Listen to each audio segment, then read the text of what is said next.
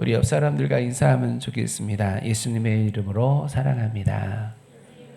사랑합니다. 사랑합니다.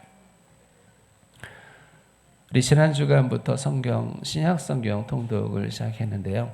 아주 느슨하게 천천히 조금씩 읽어가고 있습니다. 여러분 모두가 참여하시기를 바라고요. 그리고 이미 읽은 요한복음 1장을 먼저 소개하면서 말씀을 시작하겠습니다.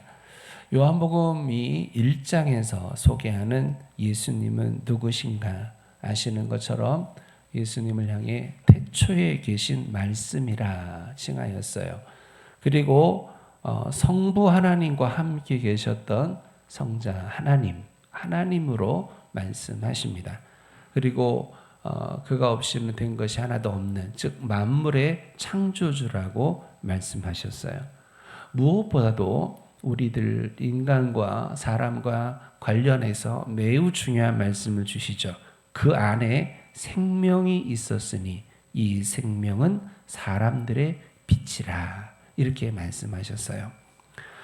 여기 예수님을 뒤에 또 말씀하시죠. 세상에 와서 각 사람에게 비추는 참 빛이다. 이렇게 특별히 빛을 더 강조해서 참빛이라고 말씀합니다. 여기 참이라고 하는 단어는 불완전을 완전하게 하는 거짓에 반대되는 의미의 참입니다.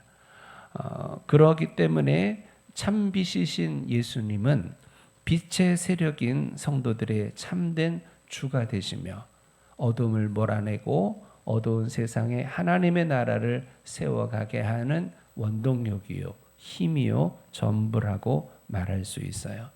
그러기 때문에 예수님 안에 생명이 있기 때문에 이어서 말씀합니다. 영접하는 자, 곧 그 이름을 믿는 자들에게는 하나님의 자녀가 되는 권세를 주셨으니 라고 말씀했어요. 정말 그리스도를 전인격적으로 영접한 자를 얘기합니다. 영접한다는 말은 교회에 출석한다는 게 아니에요. 예배 시간에 앉아 있다는 게 아닙니다. 영접한다는 말은 내 인격으로 그분을 영접한다, 받아들인다, 이 말이에요. 예수님이 누구신지를 아는 것에서 끝나는 게 아니라 예수님이 하나님의 아들이시고 예수님이 생명의 근원이 되시고 예수님을 믿는 자만이 구원을 받는다는 것을 알고 믿고 받아들이고 내 평생의 순간순간 삶의 현장에서 그 예수로 살며 그 예수의 말씀을 품고 이행하며 사는 사람들, 우리는 그들을 영접하는 자라고 말합니다. 여러분도 CCC에서 사역일을 다 배우고 또 받은 적이 있을 겁니다. 우리가 사역일 참 좋습니다. 그런데 조금 의아한 부분이 있죠. 쭉 따라 읽고서 따라 읽으세요. 영접 기도를 하고 나면 이제 당신은 영접 기도를 한 겁니다. 당신은 예수님을 영접했으니 예수님이 당신 안에 거하십니다. 틀린 말은 아니에요. 그런데 과연 그럴까라고 하는 의구심이 들기는 합니다. 영접이라는 말은 그냥 말로 그리고 교회에 와서 예배 자리에 앉아 있는 곳으로 설명되어지는 건 분명히 아닙니다. 나의 삶에 예수님이 주가 되시고 내 삶에 예수님이 왕이 되시는 이 사건, 그것을 받아들이는, 그렇게 사는 삶을 영접하는 자라고 얘기합니다. 그 영접하는 자가 될 때 이전에는 어둠의 자녀였어요. 에베소서 2장의 말씀처럼 이전에는 하나님과 상관없는 자였어요. 이전에는 외인이었어요. 그러나 이제 하나님의 자녀로, 빛의 자녀로 신분이 변화되는 것을 경험하게 됩니다. 그리고 하나님의 권능과 권한을 그리스도로부터 부여받아서 죄와 어둠의 세상에서 자유한 삶을 살아가게 되는 거죠. 진리가 너희를 어떻게 한다? 자유케 하리라. 이 세상에 어둠에 묶여 있던 것들, 죄악에 묶여 있던 것들, 관습에 묶여 있던 것들로 벗어나 자유로운 자가 되는 줄 믿습니다. 정말 죄와 어둠에서의 자유라고 하는 건 우리가 이루 말할 수 없는 어마어마한 충격적인 말씀입니다. 왜냐하면 아담이 범죄한 이후로 아담에게서 태어난 모든 그의 후손들, 아담의 후예들은 모두가 태어나는 순간에 이미 죄를 안고 태어납니다. 죄를 안고 태어난 것을 우리는 원죄라 얘기하죠. 그리고 원죄를 안고 태어난 인간은 살아가면서 수많은 죄를 짓게 됩니다. 우린 그걸 자범죄라 얘기하죠. 원죄와 자범죄로 말미암아 그 죄 가운데 살아가는 사람들의 삶을 어둠의 삶이라고 표현하는 거예요. 어둠 속에는 빛이 없어요. 어둠 속에는 생명이 없어요. 어둠 속에는 소망이 없어요. 어둠 속에는 영원한 저주, 영원한 멸망, 지옥 형벌만 있는 것입니다. 그러면 어떻게 하면 어둠에서 벗어날 수 있을까? 어떻게 하면 죄로 말미암는 영원한 사망에서 벗어날 수 있을까? 성경은 한마디로 방법이 없다고 합니다. 물론 유일한 방법이 한 가지 있습니다. 그것은 뭐냐면 죄 없는 자가 누군가를 위해 피 흘려 죽어야 하는 것입니다. 민수기 35장 33절 여러분 함께 한번 읽어보면 좋겠습니다. 같이 주보를 따라 읽겠습니다. 피는 땅을 더럽히나니 피 흘림을 받은 땅은 그 피를 흘리게 한 자의 피가 아니면 속함을 받을 수 없느니라. 이 법에 의해서 누군가를 죽인 살인자는요, 그 살인자를 살인한 현장으로 데려다가 거기서 이 살인자를 죽입니다. 그래야 그 피가 속함을 땅에 정결케 됨을 말씀하고 있어요. 히브리서 9장 22절 다시 함께 읽습니다. 율법을 따라 거의 모든 물건이 피로써 정결하게 되나니 피 흘림이 없은즉 사함이 없느니라. 그렇습니다. 죄인이 구원을 받으려면, 죄인인 내가 구원을 받으려면, 죄인인 우리가 죄에서 구원을 받아 영원한 멸망에서 지옥 형벌에서 벗어나려면 누군가 나를 대신해서 피 흘려 죽어야 된다는 거예요. 피가 아니면, 피값을 지불하지 않으면 구원이 없다는 거예요. 그래서 구약의 제사가 있는 겁니다. 구약의 제사에 보면 하나님이 제사를 방법을 열어주셨어요. 양이나 염소, 비둘기, 소와 같은 짐승들을 데리고 와요. 그리고 제사하는 자가 자기가 직접 예를 들면 양의 머리에 손을 얹습니다. 그러면 안수한다는 의미의 첫 의미는 죄의 전가라는 거예요. 내 죄를 이 양에게 넘겨준다라는 뜻입니다. 그렇게 전가받은 죄를 죽이는 거예요. 참혹하게 죽여요. 처참하게 죽여요. 그 양이 그리고 염소가 소가 울부짖으며 몸부림치는 그 죽음을 직접 보면서 내가 죄로 인해 저렇게 죽어야 되는데 내 대신 양이 염소가 죽는구나 라고 그 죽음을 바라보는 겁니다. 그렇게 피 흘려 죽은 그 사체를 불태우는 것, 우리는 이걸 속죄제 그리고 속건제라 칭하는 것이죠. 그야말로 어린 양이 나를 대신해 죽는 거예요. 피 흘려 죽는 것입니다. 그러나 이것은 완전한 제사가 아니에요. 이 양을 죽여 내가 안수하고 죄를 전가하고 양을 죽인다 하더라도 내 죄가 아예 없어지는 건 아닌 거죠. 그러면 이 구약 제사는 왜 있는가? 흔히 쉽게 설명을 하죠. 구약의 제사는 죄를 덮는 것, 죄를 가리는 것뿐이다. 또 하나 중요한 예시입니다. 이 구약의 제사, 구약에서 피 흘려 죽은 어린 양은 장차 하나님이 보내실 하나님의 아들 메시아의 죽음을 상징하며 그림자로서 훗날 오실 메시아의 실체를 증거하는 것으로의 역할을 하는 것입니다. 무엇보다 어린 양이 죽는다고 사람의 죄가 대속되지는 않아요. 사람이 사람을 대신해 죽어야 되는 거죠. 여기에서 이 고대 세계의 무지막지한 악한 종교의 습성이 나타나게 됩니다.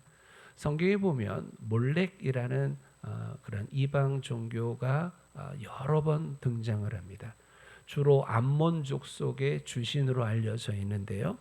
이 몰렉이라고 하는 신은 수소나 염소의 머리를 한 청동으로 만들어진 신상입니다. 이 신상이 손이 이렇게 벌려져 있고요. 이 손에 뭔가 물건을 올려놓으면 이것이 청동 신상의 안으로 들어가게 돼 있어요. 타고 들어가서 이 안에는 큰 뜨거운 불길이 있는 그런 신상이죠. 이미 손에는 손 자체가 빨갛게 달궈진 상태입니다. 여기에 초기에는 짐승들을 올려놔요. 그런데 마지막에 무엇을 올려놓냐면 살아있는 아이를 올려놓습니다. 그 살아있는 아이가 손 위에 올려질 때 이미 아이는 뭐 어마어마한 비명을 지르겠죠. 그리고 미끄러져 내려와서 마치 소각장 같은 그 신상의 안으로 들어가서 말끔히 완전히 태워지는 이 몰렉 제사예요. 제가 한 디오도로스 시켈로스라고 하는 사람이 쓴 책에 이 몰렉 제사의 상황을 이렇게 기록하고 있어요. 여러분 그 고대사 전쟁사를 관심이 있는 분들은 한니발이라는 사람을 기억할 거예요. 위인전기에도 한니발이 가끔 등장하는데 이 한니발은 로마 당시에 유명한 카르타고라는 곳 출신입니다. 이 카르타고는 노예 시장으로 유명했고요. 특히 이 카르타고는 이 몰렉 제사로 유명한 곳이었어요. 그곳에서의 상황을 이렇게 적고 있어요. 카르타고 시내엔 크로노스의 청동상이 있었고 이는 손바닥을 바깥으로 내민 형태로 두 팔을 벌리고 있었고 이 팔은 아래로 떨어지는 경사가 나 있었다.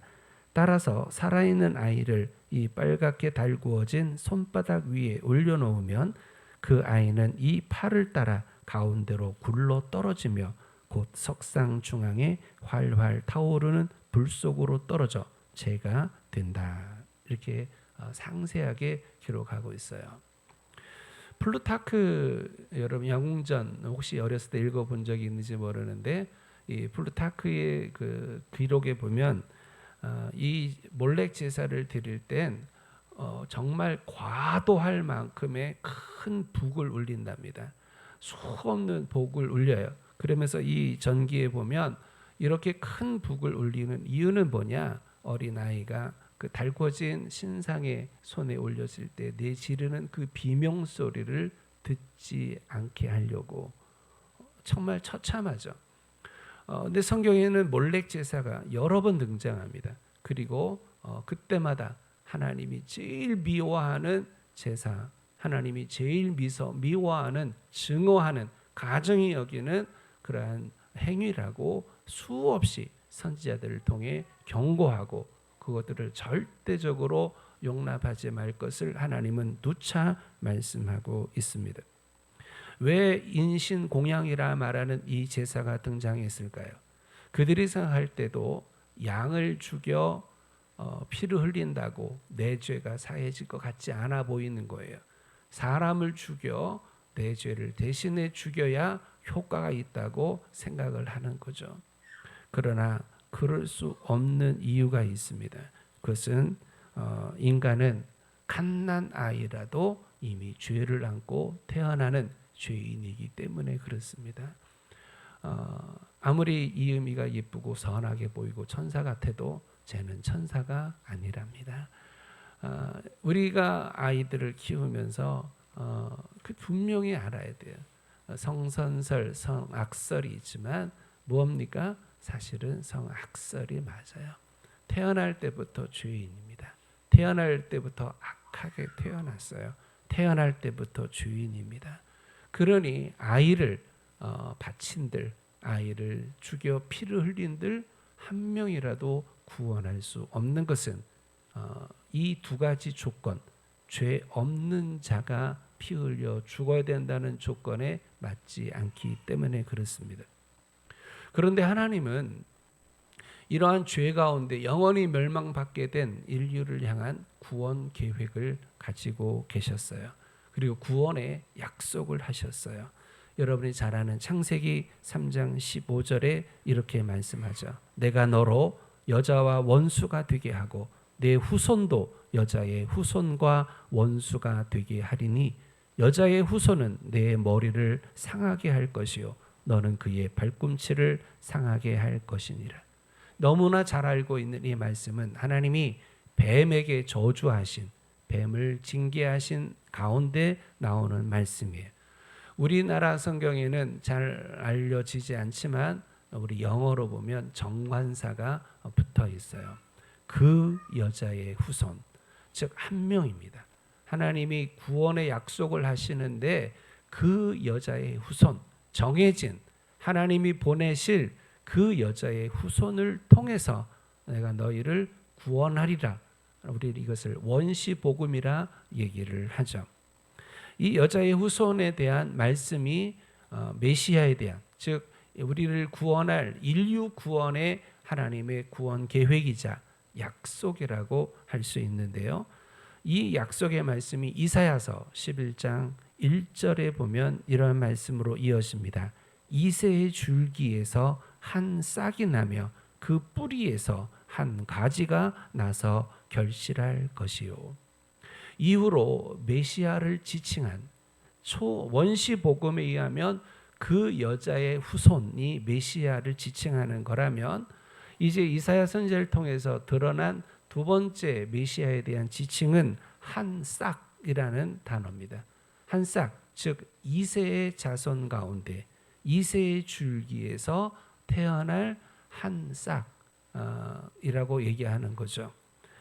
이어서 예레미야서 23장 5절에 보면 보라 때가 이르리니 내가 다윗에게 한 의로운 가지를 일으킬 것이라. 이렇게 메시아를 예언합니다. 이 메시아의 세 번째 두드러진 메시아에 대한 지칭은 다윗의 자손이라는 단어이죠. 그래서 여러분이 이미 읽은 마태복음 1장엔 아브라함과 다윗의 자손 예수 그리스도의 계보라 이렇게 시작을 합니다. 아브라함의 자손 그리고 다윗의 자손으로 불려지는 거예요. 다윗의 자손이라 한 것은 하나님이 창세기 3장 15절부터 시작된 메시아, 즉 인류 구원, 하나님이 보내실 구원자에 대한 말씀이 이제 어떻게 진행되는가, 어떻게 이루어지는가에 대한 말씀이죠. 여러분들이 세보면 다윗의 28대 손 요셉에 대한 말씀으로 이어지는 걸 볼 수 있어요. 요셉은 성경에 보니까 마리아와 정혼했다라고 했어요. 우리말로 하면 약혼이죠. 그런데 유대인들에게 약혼은 우리의 약혼하고 달라요. 우리의 약혼은 어떻게 보면 결혼 전까지 마지막으로 한 번 더 살펴보자. 꺼진 불도 한 번 더 보자. 그런 의미가 있죠. 그래서 약혼했는데도 결혼하지 않아도 그건 큰 문제가 되지 않아요. 그러나 유대 사회에서의 약혼은 정혼은 결혼과 똑같은 의미예요. 그래서 대략 1년 후에 결혼하게 돼 있는데요. 그 전에 결혼하기 직전이라도 남자가 죽으면 여자는 뭐가 될까요? 그야말로 과부가 되는 겁니다. 이미 결혼한 여인으로 여겨지는 것이죠. 여러분이 오늘 성경에 보면 그의 남편 요셉, 내 아내 마리아라는 단어를 읽을 수 있습니다. 정혼했을 뿐인데 이미 요셉은 마리아의 남편이에요. 정혼했을 뿐인데 이미 요셉은 마리아는 요셉의 아내예요. 즉 정혼한 상태이지만 그러나 이미 결혼한 사람으로 여겨지는 것입니다. 그렇게 정혼한 요셉, 어느 날 마리아가 수태한 것을 알게 됐어요. 배가 불러오는 거죠. 엘리사벳, 친척인 엘리사벳의 집에서 몇 개월 머물다가 돌아온 이후니 당연히 배가 나왔죠. 다 드러나게 됐어요. 이때 요셉은 성경에 보니까 의로운 사람이라고 했어요. 만약에 그렇지 않다면, 일반적으로라면, 법적으로라면, 율법대로 한다면 이 사실을 밝히고 내 아이가 아니니 저 여인을 고발을 합니다. 그래서 많은 마을 사람들이 다 모여들고 이 여인을 간음한 여인으로 해서 돌로 쳐 죽이는 게 법이죠. 그런데 의로운 사람, 착한 사람 요셉은 이 가만히 끊고자 했어요. 즉 이혼 증서를 주고 이제 너는 나랑 상관없다라고 파혼을 하기로 마음을 먹습니다. 그렇게 결심을 했어요. 그렇게 결정을 했어요. 우리가 무슨 일을 할 때 결심하고 무슨 일을 할 때 결정하죠. 결정이 끝났어요. 그런데 어느 날 밤에 주의 사자가 꿈 가운데 그에게 나타나서 말씀하는 거예요. 뭐라고 말씀합니까? 내용인즉 그에게 마리아에게 잉태된 자는 성령으로 된 것이라. 오해하지 마라 요셉아. 내 아내 마리아가 바람난 게 아니야. 내 아내 마리아가 다른 남자로 인해서 잉태된 게 아니야. 성령으로 된 거야. 그러면서 말씀합니다. 보라, 처녀가 잉태하여 아들을 낳을 것이요 라는 이사야서 7장 14절의 말씀이 지금 성취되었다라고 말씀하는 거죠. 꿈에서 깨어났을 때 요셉은 놀랍게도 그 말씀을 그대로 믿어요. 기가 막힌 일이죠. 여러분 같으면 그게 믿어집니까? 내가 내 아내가 정혼한 내 약혼자가 결혼한 것과 같은 이 여인이 잉태를 했는데, 수태를 했는데 성령께서 주의 사자가 내 안에 오셔서 말씀하실 때, 야 남자로 잉태된 게 아니야. 내 마리아는 처녀야. 내 마리아는 내 아내는 처녀인데 성령으로 인해서 잉태되었어. 이제 태어날 것인데 그 아이 이름을 예수라 해라. 이게 믿어지냐 말이에요. 이게 도저히 믿을 수 없는 일이에요. 믿을 수 없는 말씀이에요. 그런데요. 그러니 요셉아 무서워하지 말고 내 아내를 데려와라. 이 말씀에 순종합니다. 즉 말씀을 그냥 믿는 거예요. 이 말씀을 믿는 거예요. 너무 귀한 우리의 신앙의 선배 중에 한 명이 요셉입니다. 상식을 떠나고 이성을 떠나고 감정을 벗어나서 사람들의 말을 벗어나서 요셉은 하나님의 말씀을 그대로 믿어버리는 거예요. 믿음으로 사는 삶에 가장 걸림되는 게 뭐냐면 사람들이에요. 옆에서 사람들이 얼마나 많은 말을 했겠어요. 요셉, 너 지금 뭐 하는 거야? 빨리 죽이든지 고발하든지 파혼하든지. 야 어떻게 남의 씨를 잉태한 여자를 아내로 삼을 수 있어? 너 바보 아니야? 너 얼마나 많은 욕을 했겠어요. 그 가족과 그 친척이 얼마나 많은 이야기를 했겠어요. 여러분 요셉이 그들을 향해 아니야. 하나님 말씀하셔서 저 여인은 성령으로 잉태된 거야. 남자로의 씨로 잉태된 게 아니야. 그건 헛소리가 될 거고 아무도 믿어주지 않을 거고 오히려 바보가 되고 미친 것이 되는 거죠. 그런데도 불구하고 요셉은 믿고 순종하여 마리아를 데려와 결혼하게 됩니다. 정말 대단한 믿음이 아닐 수 없어요. 정말 믿음이 대단한. 이후로 이미 결혼한 것과 마찬가지이기 때문에 예수님은 이후에 누구의 아들로 칭해지냐면 요셉의 아들로 칭해집니다. 요셉의 아들, 법적으로 요셉의 아들이 됐다는 얘기예요. 그럼 법적으로 요셉의 아들이 되는 순간 예수님은 그리스도, 즉 다윗의 자손이라 칭해지게 되는 것이죠. 하나님이 그렇게 안배하신 거예요. 이사야 선지자를 통해서 예언한 이새의 가지, 다윗의 가지에서 태어날 메시아에 대한 예언을 응하게 하시려고, 성취하시려고 이와 같이 요셉을 사용하시고, 요셉이 믿음으로 받아들이고 믿음으로 순종해서 그렇게 예수님은 다윗의 자손으로 태어나게 된 겁니다. 그럼 우리는 여기서 이미 알고 있지만 왜 마리아는 처녀로서 잉태해야 했을까? 앞서 말씀드렸죠. 모든 인간은 아담의 후에는 태어나는 순간에 죄를 안고 태어난다고요. 태어나는 순간에 죄인으로 태어나는 거예요. 그렇기 때문에 예수님이 죄 없이 이 땅에 태어나기 위해서는 남자를 알지 못하는 처녀의 몸에서 나셔야 하는 거예요.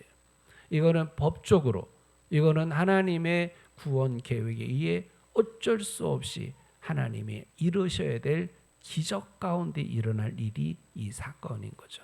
그래서 마리아는 처녀의 몸으로 성령이로 말미암아 아이를 잉태하게 되어 아이 예수를 낳게 되는 것입니다. 우리 정통 기독교의 고백은 처녀, 동정녀, 마리아, 동정녀 탄생입니다. 그런데 안타깝게도 서구 열방에 그리고 이 한국 땅에도 수많은 사람들이 마리아를 처녀로 믿지 않는 많은 사람들이 지금도 있어요. 신학계 그리고 교회 그리고 목사님들 중에 이 마리아를 버진 처녀로 칭하지 아니하고 우먼 여성으로 칭하는 경우들이 너무 많아요. 이러한 시대에 우리는 특별히 성탄에 임박해서 다시 한번 우리 신앙을 고백해야 돼요. 마리아는 동정녀입니다. 예수님은 동정녀에서 태어나셨어요. 왜요? 이유는 특이해 보이려고 기이하게 보이려고 그런 게 아니에요. 예수님이 동정녀의 몸에서 태어나신 이유는 오직 죄 가운데 죽어야 될 영원한 멸망 가운데 있는 나를 우리를 하나님의 택한 백성을 구원하기 위한 어쩔 수 없는 필수불가결한 조건을 만족시키기 위한 하나님의 방법이었던 거죠. 그렇게 해서 예수님은 동정녀 마리아에게서 나신 것이에요. 우리는 마리아의 순종을 봅니다. 이미 여러분이 읽으셨죠? 성령 주의 사자가 가브리엘 천사가 마리아에게 임합니다. 그리고 이제 성령께서 너를 덮어 잉태하게 될 것이다 라고 말할 때 마리아는 깜짝 놀라죠. 내가 처녀인데 나는 처녀인데 어떻게 잉태할 수 있겠습니까? 남자를 알지 못하는 내가 어떻게 수태할 수 있습니까?